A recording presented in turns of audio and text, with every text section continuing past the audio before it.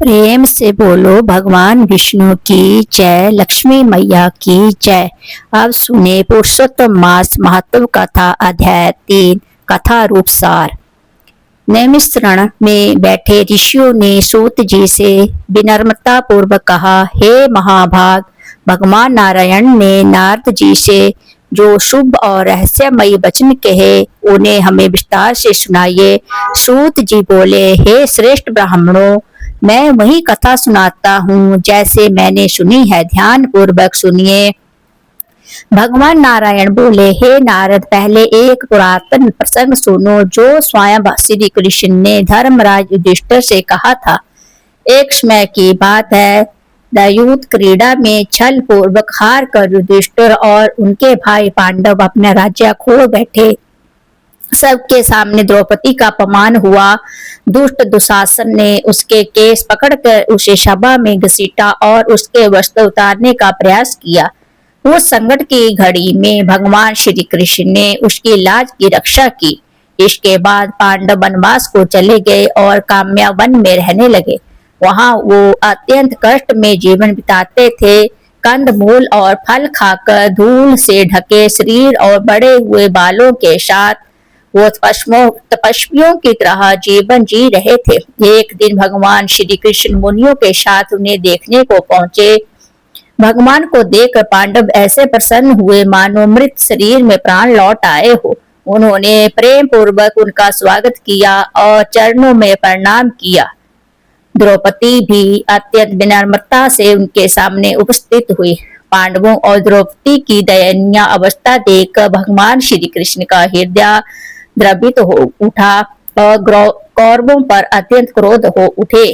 उनका क्रोध प्रलय की अग्नि के समान भयानक था। ऐसा प्रतीत हो रहा था कि वो संपूर्ण संसार को नष्ट कर देंगे।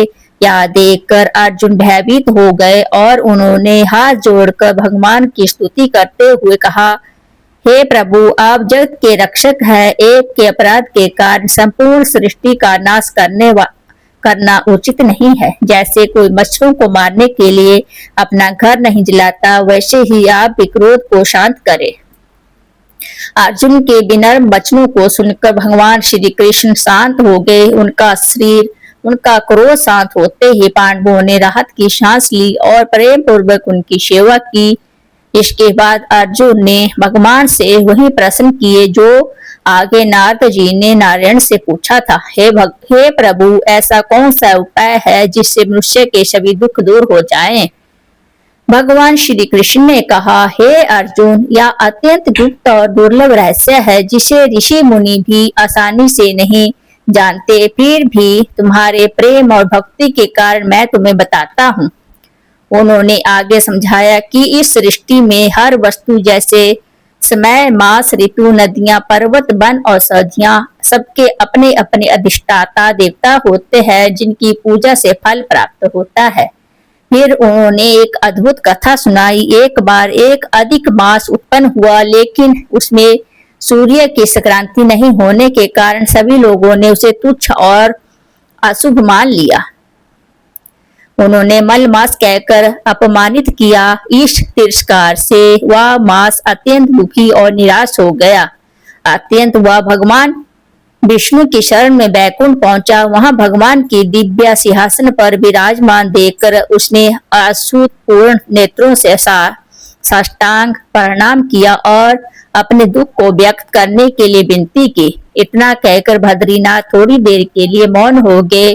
तब नारद जी ने उत्सुक होकर पूछा, हे प्रभु, अधिक मास ने भगवान के सामने क्या कहा?